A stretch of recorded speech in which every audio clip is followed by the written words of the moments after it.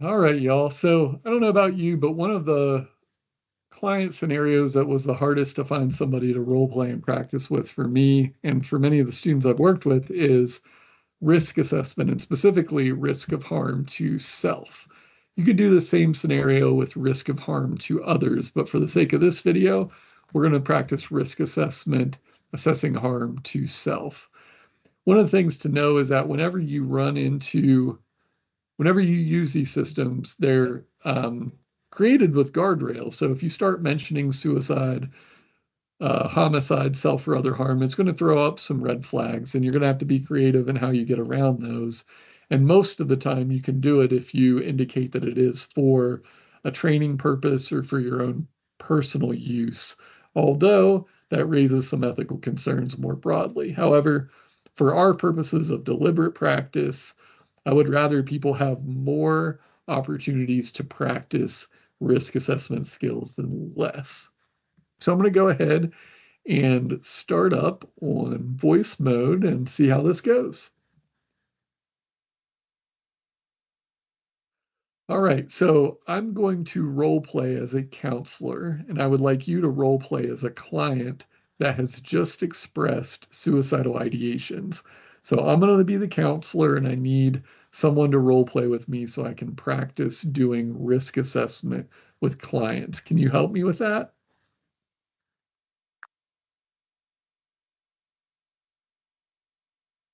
Absolutely, I can do that. I'll role play as a client expressing suicidal ideations. Let me know if there's any particular background or context you'd like for the client, or if you want me to keep it general. Yeah, I would like you to surprise me, but I would really like you to embody someone that's at very high risk of death by suicide. So if you can actually show a more somber tone, a little slower pace to your speech. I don't want you to be overly engaged. I want you to be a little bit resistant. I don't want you to make it easy on me as a counselor.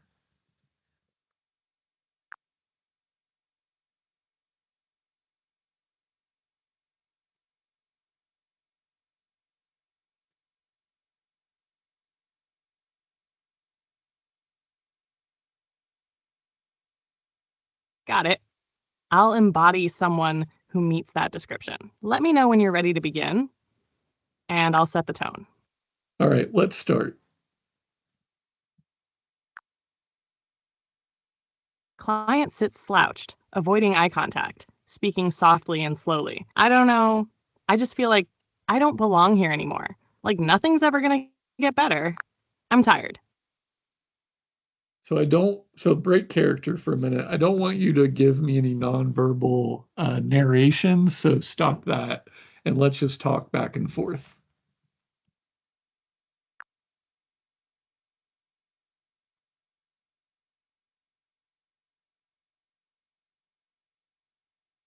Understood. Let's restart. Just verbal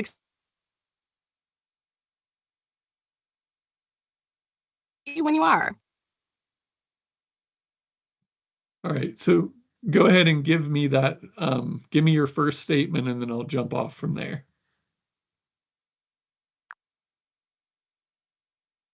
I don't think I can keep going. I don't see the point anymore. Yeah, you don't think you can keep going. Tell me a little bit more about that.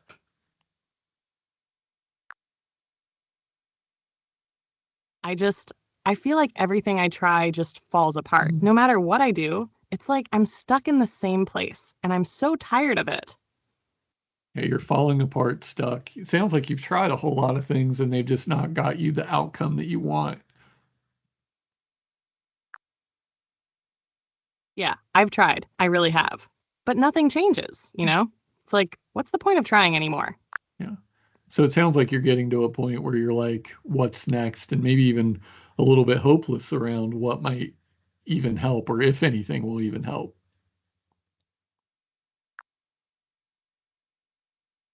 Yeah, exactly.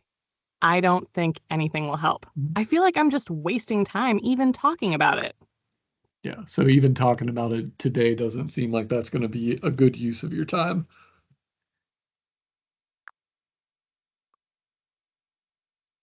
Not really. I mean, what can you even say that's going to change anything? Yeah. It's hard to have any hope in someone that you've only been working with for a couple of weeks. And already it seems like nothing else has gotten better, from your perspective anyway. Exactly. It's just been the same thing over and over. Nothing works, and I don't see why this would be any different. Yeah. So if this doesn't change or it doesn't help, like what would be your next option? Quiet for a moment. I don't know. I've thought about just ending it. At least then it wouldn't hurt anymore. Hmm. You said ending it and sounded like ending it would, from your perspective, bring about this sense of relief. What do you mean by ending it?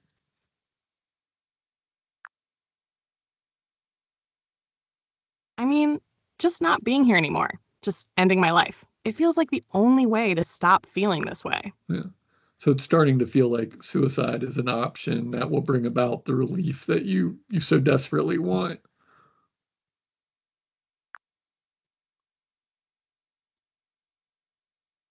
Yeah, it feels like the only way to make it stop. I'm just so tired of feeling like this all the time. Yeah. So you're tired of feeling this all the time. On the one hand, you've tried all of these things in the past to bring about the relief, and you've even come to counseling now, and that doesn't seem to be working. And it sounds like you're considering at least your last option being ending your own life and killing yourself. Is that right?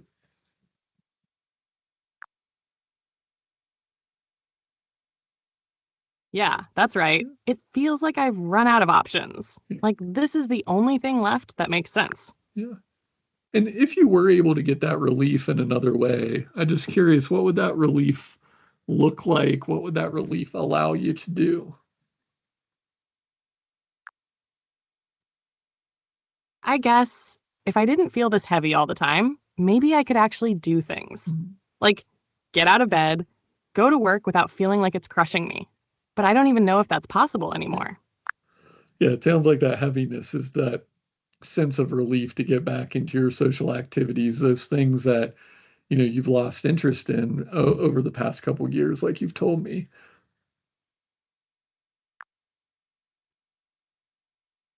Yeah, I barely remember what it's like to enjoy anything. Yeah, It's like that part of me is just gone. yeah. It sounds like you're longing for that. And, I can almost hear maybe a little bit of sentimentality around that reminiscing of what things used to be.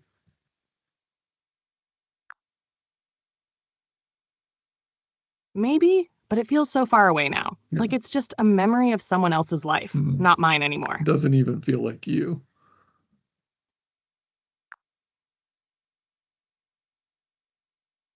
No, it's like I'm just a shell of who I used to be. Yeah. That person feels gone. Yeah. Almost like you're an entirely different person. And I almost get a sense that there's some emptiness there that you might feel.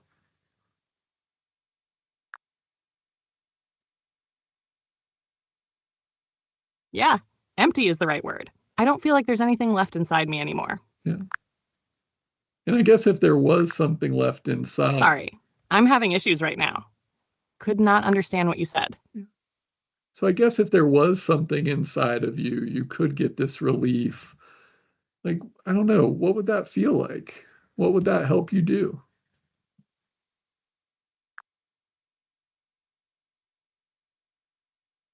I guess maybe it would feel lighter. Mm, Like I could actually breathe again. Maybe I'd be able to just live without it hurting so much all the time. yeah. So it's not like you want to live a life free of struggle and free of pain, but you want to get it to this sense of where it's manageable, it's not constant, it's not present all the time. So just maybe even little bits of relief would be helpful.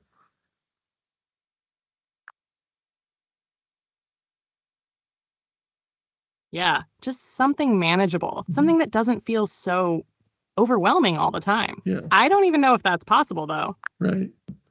Yeah, you're still wondering. And I know you mentioned the word suicide earlier, and I think it's important for us to check in around some of the limits of confidentiality that we talked about when we first started working together. And if it does seem to the point where it does seem like you're at an Where I'm really going to do it? Yeah, I remember. You'd have to do something about it, right? yeah. Yeah, so you remember that. And I think what I'd really like to do is have some conversation with you about that risk and see if we can collaboratively make a decision about what the next step is. Understanding that if imminent risk is determined, then a hospital or an inpatient facility would be the next step.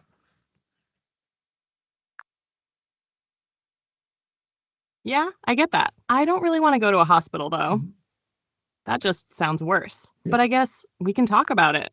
Yeah. Can you tell me a little more about the reservation to the hospital first, and then we can get into some of my questions?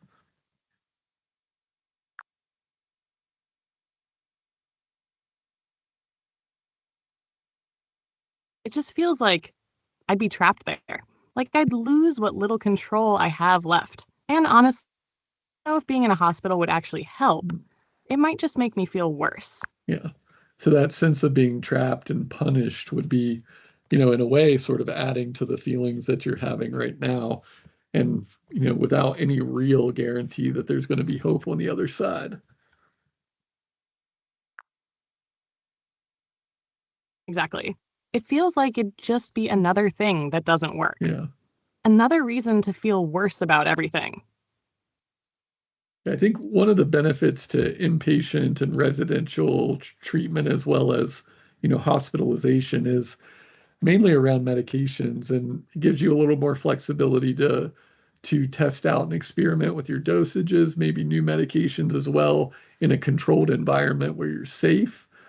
From my perspective, safety is the most important part because if you're not here any longer, we can't work towards that eventual outcome that you desire so badly or so intensely. So I want to keep the focus on safety so that we can work and hopefully get to that thing that's so important. So to me, the hospital has some value from a medication management standpoint, from a safety standpoint, and maybe even just giving you a break from some of the other external influences to focus on your own healing, your own journey, your own hopefulness.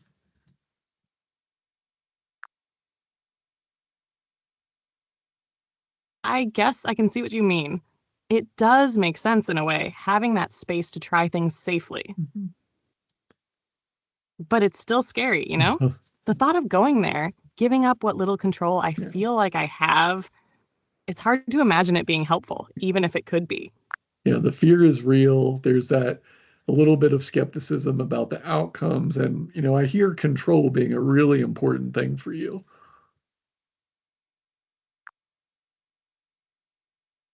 Yeah, control is one of the few things I feel like I have left. Yeah. Losing that, even for a little while, feels terrifying. Yeah. So on the one hand, it seems like you've lost so many things, including hope about what your future might be, that control and that autonomy to make a decision is kind of that last piece of hope.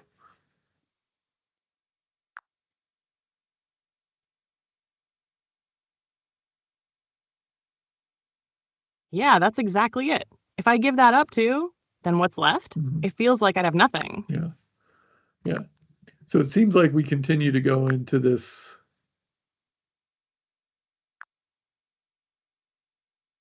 Yeah, it's like a loop I can't get out of. Yeah. No matter where I turn, it all comes back to the same place. Yeah. So let's spend some time just talking back and forth, collaborating a bit around this idea of suicide, and then talk about what our options might be. And then hopefully by the end of our session, we can come to a decision together. Would that be okay?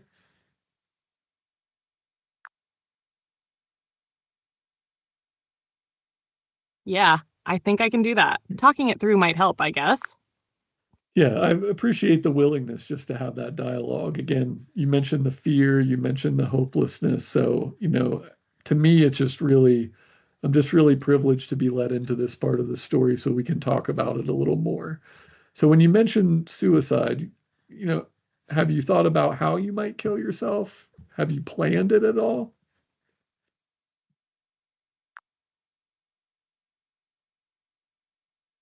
Yeah, I've thought about it.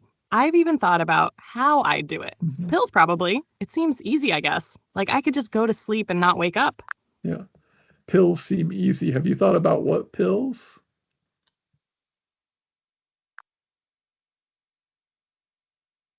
Yeah, I've got some old painkillers from when I got hurt a while back, and there's other stuff in the medicine cabinet too. Hmm. I've thought about just taking it all. So you've got the old painkillers and some other pills, and those are at home at your in your medicine cabinet, correct? Yeah, they're just there sitting in the cabinet. Mhm. What would you think about maybe getting rid of those for the time being?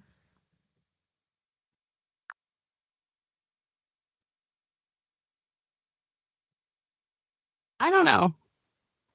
I mean, I guess it would make it harder to go through with it, Mhm. but it feels like my safety net, you know? Sure. If Like you if things get worse, it's there. Mhm. It feels like the one option that you have, and getting rid of that is really scary to think about.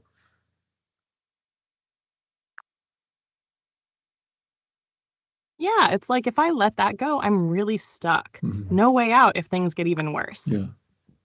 So if hospitalization isn't the outcome, kind of getting rid of those medications, getting rid of your access to those, even if just for a short time, that may be one option.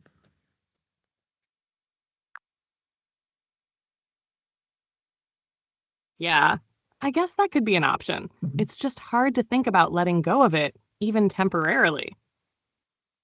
Yeah, and I don't want to be the one that forces that upon you. Again, we've talked about the limits in my own confidentiality and my commitment to your safety.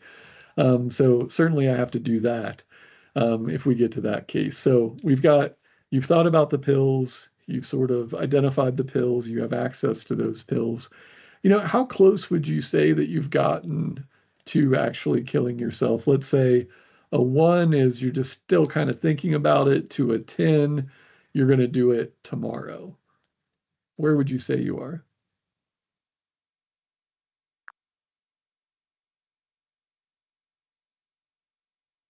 Probably around an 8. I've been thinking about it a lot and it feels really close. Yeah. I haven't set a specific time, but it's not far off. Mhm. Yeah. So you haven't thought about maybe when you might do it, or, who might find you or anything like that.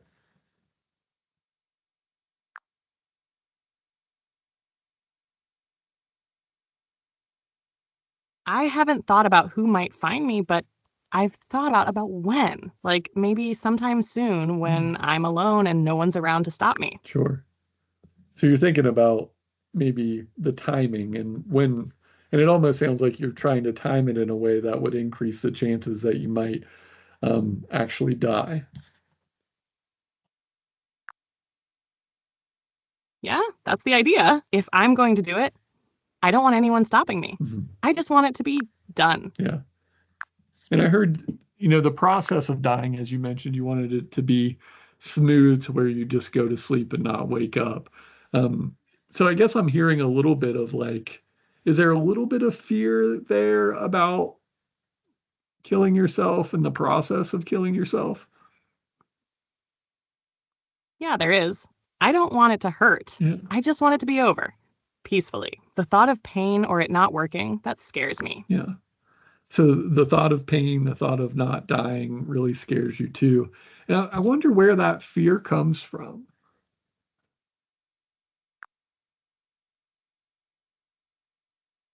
I think it's the idea of failing. Like, what happens if I try and it doesn't work? Then I'd be even more stuck, Mhm. and people would probably see me differently. Yeah. It'd just make everything worse. Yeah. Yeah. So it sounds like you're not quite there yet. There's a It's just this constant back and Yeah. forth, you know? Yeah. Wanting it to end, but being scared of what happens if it doesn't work. Yeah. It's exhausting. Yeah. Is there also some fear about what happens if you do end up dying?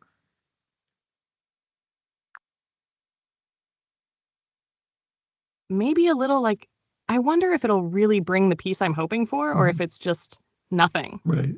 But honestly, that fear feels smaller compared to the Yeah. fear of staying like this forever. Right. So it almost feels certain that your current state, as unbearable as it is for you, will not end, is heavier than the uncertainty of what might happen if you end up killing yourself.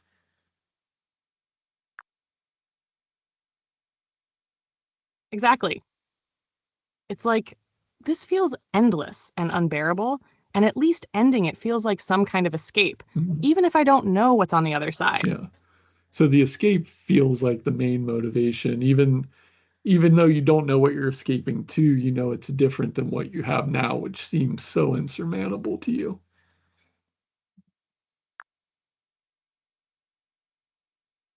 Yeah, that's it. Anything feels better than this, Mhm. even if I don't know what it is. Yeah. At least it's not this constant weight. Yeah, yeah. So not the constant wait, and at least the belief that that would be gone. And I can tell you, in working with a lot of people, I've never met someone that actually wanted to die.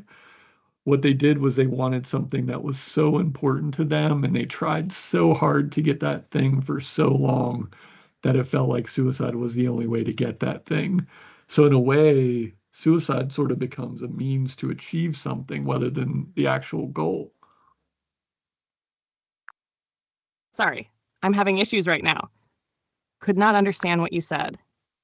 Yeah, I mean, it almost, I've worked with a lot of people, and most people would say they don't want to die. They want something different, like you said. And I think that um, people who are thinking about suicide often get to this place where there's this thing they want so intensely.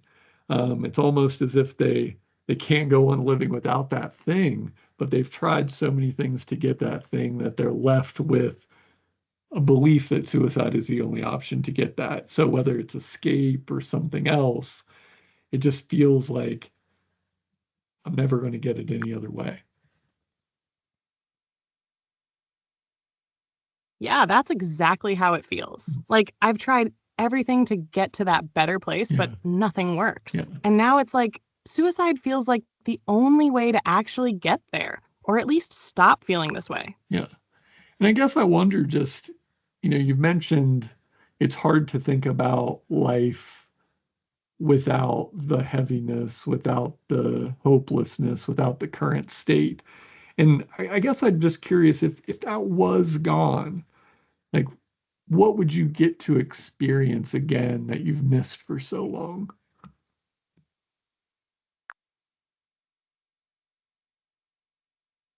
I think maybe I'd feel free. Mhm. Like I could actually enjoy things again. Mhm. I'd want to spend time with people, laugh, maybe even feel like I'm part of something, Mhm. like I actually matter. Yeah, and who are those things and who are those people that you want to matter to?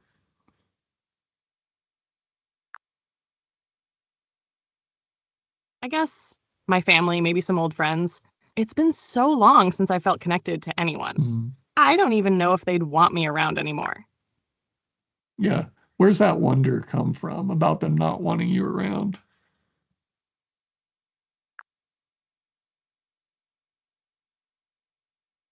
Probably because I've pulled away so much. Mhm. I stopped reaching out, stopped showing up. It's like I disappeared, and I don't know if they even noticed or cared. Mhm. So you have been pulling away more, and that's led to this sense of isolation?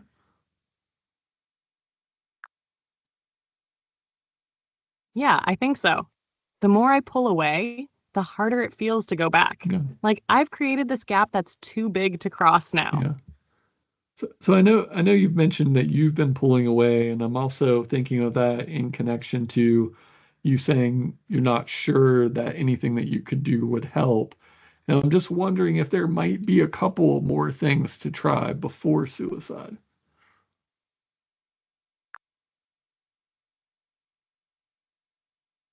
Maybe. I don't know what else there is, though. Mhm. I've tried so much and nothing has worked. What's left to even try? Yeah. I mean, you mentioned that isolation, that distance in friends and family seeming so wide. Um, I'm just wondering if there's something there to try.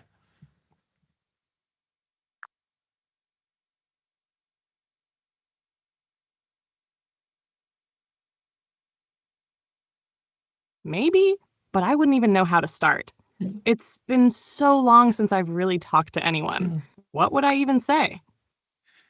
Yeah. So on the one hand, you've got this plan thinking about suicide. You've got this other potential option of reaching back out to those, because I hear you saying that if that weight was gone, that would allow you to re-engage and have those social connections again. And I'm just wondering if it could also be the other way, to where if you were able to get those social connections, that the weight might go away.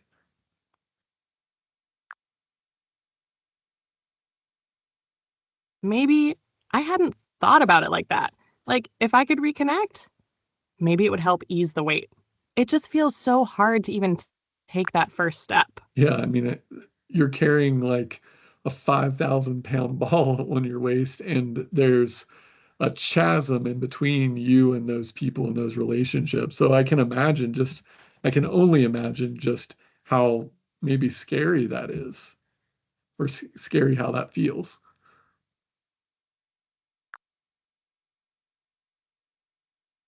Yeah, it's like I'm dragging this huge weight and the gap just feels impossible to cross. Yeah, Even thinking about trying makes me feel stuck all over yeah, again. yeah.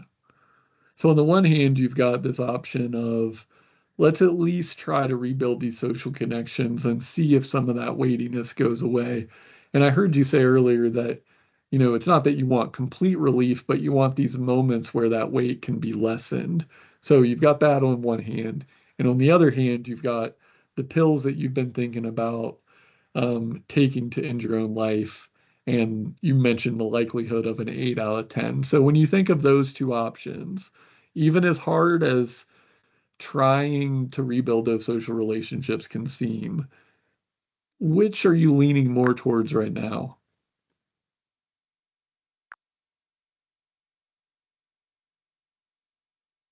I guess, if I'm being honest, the pills still feel like the easier option. Mhm. Rebuilding those connections feels so overwhelming. Yeah, Like, I wouldn't even know where to start.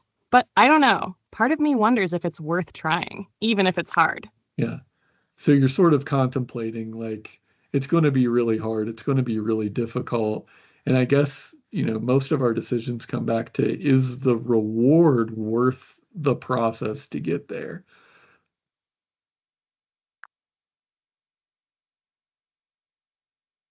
Yeah, that's exactly it. It's like, is it worth all the effort and pain to try if I don't even know for sure that it'll work? Mhm. That's the part that makes it so hard to decide. Yeah. Yeah. So on the one hand, you've got suicide, and in your mind, you have certainty that it will be over. The weightiness, all of that business. And on the other hand, you've got this option to rebuild those social connections. It's going to be challenging. And I even heard a little bit of hope there from you, that there is this hope that perhaps I could get the thing that I've struggled to grasp for so long. And if you were able to get that, I just can't imagine how rewarding that would feel for you.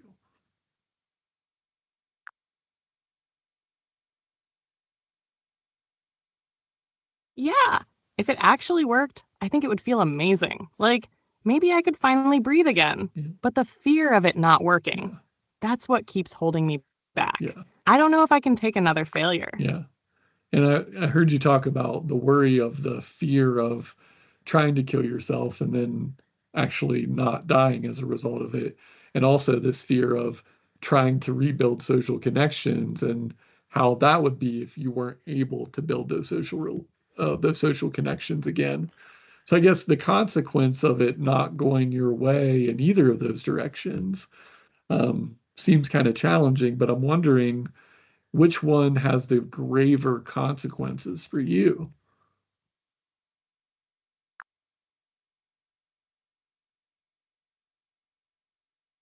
I think if I tried to rebuild and it didn't work, at least I'd still be here to figure out something else.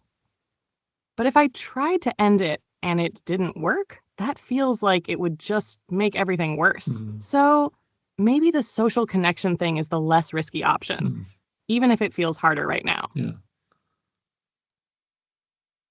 So you mentioned that so you're seeing that there might be, It's a lot to think about, but maybe it's worth yeah, trying, even if it feels impossible right yeah. now.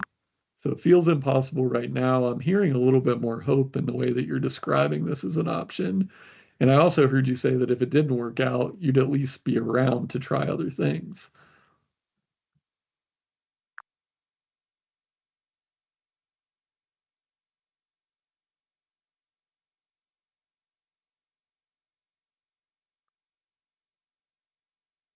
Yeah, I guess there's a part of me that wants to believe there's still something else to try. Yeah.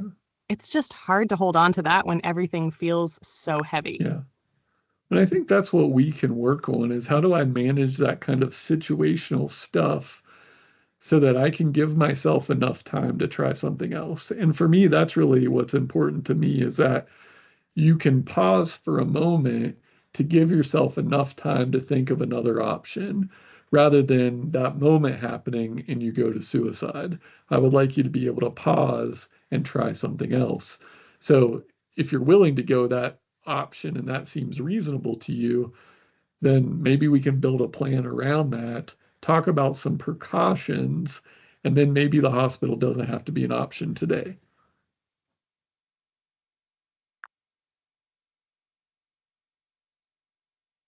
Yeah, I think I can try that. If we can figure out a way to make it feel manageable Mhm. and have something in place to help me pause, I think I can go with that option. Okay. I'd really like to avoid the hospital if I can. Okay.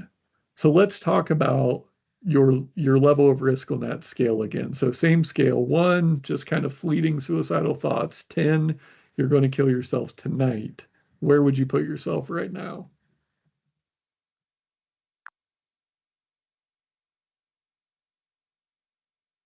Maybe a 6? Thinking about trying something different, Mhm. it's brought it down a bit. Yeah.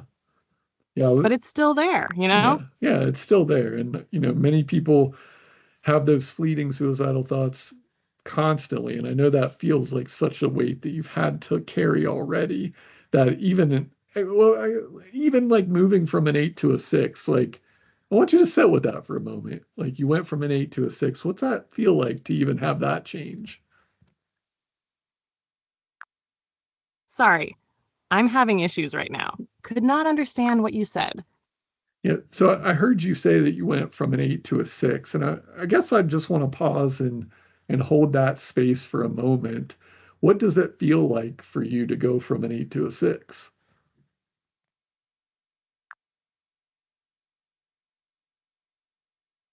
I guess it feels a little lighter. Like there's still a lot to carry, Mhm. but maybe it's not completely unbearable right now. Okay.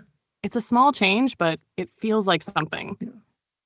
So still at a 6, um, not an 8, and it feels a little bit lighter. And if I remember correctly, that's what you wanted. Just those little moments of something feeling a little bit less weighty.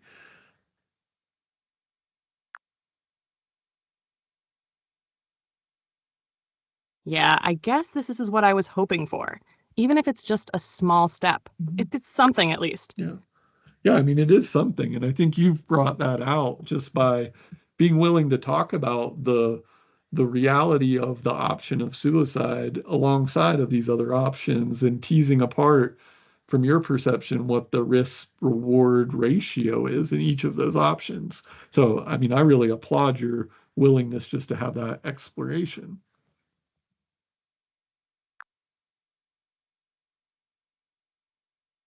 Thanks. I guess I didn't think talking about it like this would help, but it has. It's not all fixed, but it feels like there's at least a little space to breathe now. Yeah. So you've got a little space, a little distance, and as we so I would like to go ahead and build, I mean, some people call these safety plans. I like to call them wellness plans, but really, I just want you to be confident, moving out of our office today with a plan that says, if this happens and I get back to an 8 or a 9, I'm going to do this instead of killing myself. And if we can get to that place in the plan, then I feel okay, um, you know, with you going home with some precautions in place, namely getting rid of the medications that are in your medicine cabinet.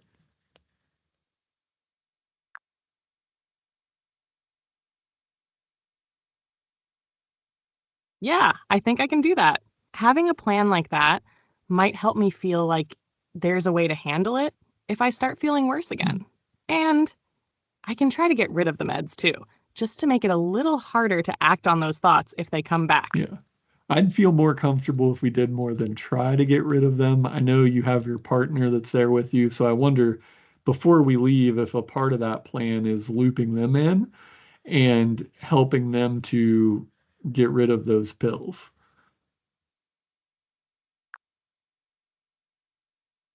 Yeah, I can talk to them.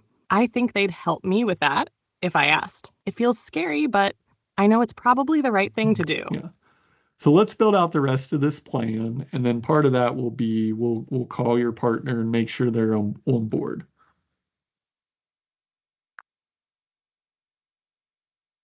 Okay, let's do it. I think having a clear plan will help, and I'm okay with bringing my partner into it. They'd want to help, I'm sure. Okay. All right, let's break character now.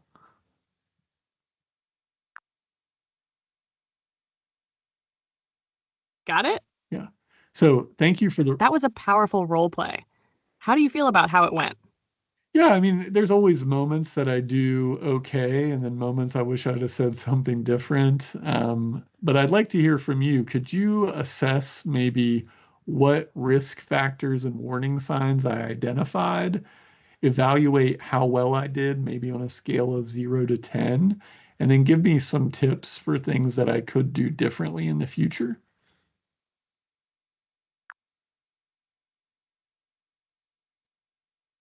You did a solid job overall, and I can definitely break it down for you.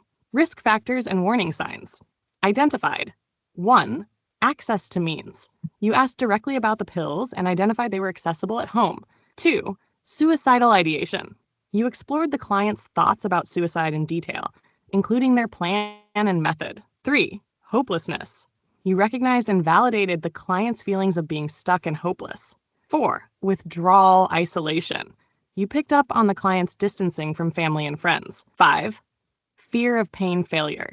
You explored the client's fear of pain and the consequences of a failed suicide attempt. 6. Protective factors. You touched on the potential for rebuilding social connections as a reason to reconsider suicide. Assessment of 0 to 10.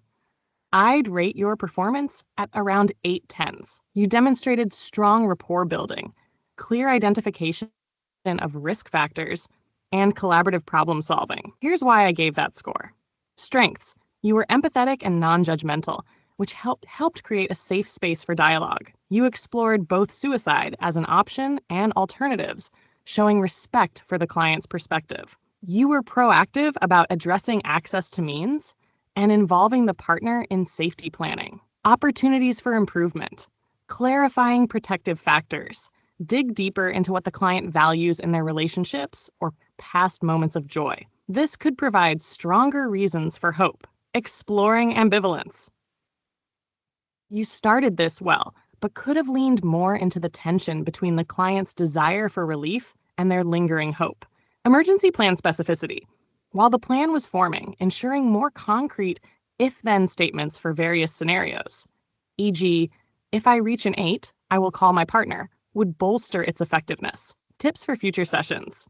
1. Normalize ambivalence. Many clients waver between wanting to die and wanting to live. Reframe this as a sign of strength. They're still open to exploring options. 2. Directly assess immediate risk.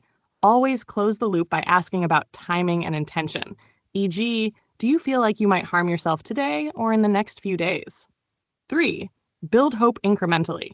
Even small steps, like identifying a supportive person, can help shift clients' focus from despair to possibility. You did great work overall. It was clear you had the client's safety and dignity as your top priorities. How do you feel about this feedback? Anything you'd like to workshop further? I mean, I think that's some really good feedback. I think the specificity of the safety plan would be what we would have done next. And I really like what you said in terms of, leaning into the ambivalence a little bit more and letting that breathe a little bit longer, um, as a way to just kind of hopefully bring about the relief that the client wanted.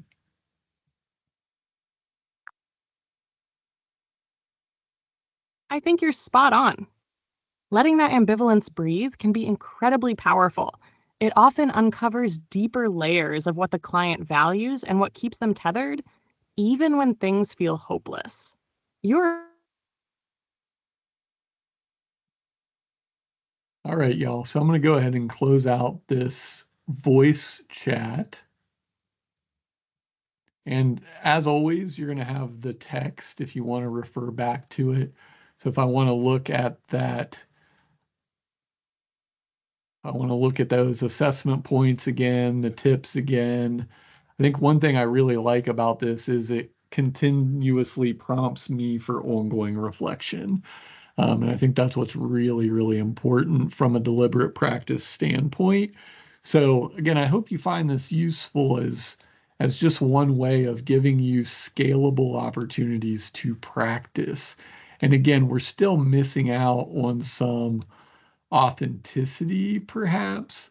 Um, you know, the tone of voice is a little too chipper and optimistic in my experience to someone at an 8 out of 10 on likelihood of killing themselves. But, I think you really do get at least an opportunity to ask the questions, to deal with the mechanics of it, um, to see what it felt like internally and then to process through that reaction so you can do it in a relatively safe simulated environment before you actually get into that real life situations. And even for people that have been practicing for decades, if you're anything like me, you get a little crusty sometimes, or you get stuck in your own way and you do it the same way. I think this gives us the opportunity to practice a little bit, again, in a safe environment and to get some feedback and to bring this into supervision or our consultation groups too. So you're not just getting feedback from AI, you're getting feedback from your peers and your colleagues.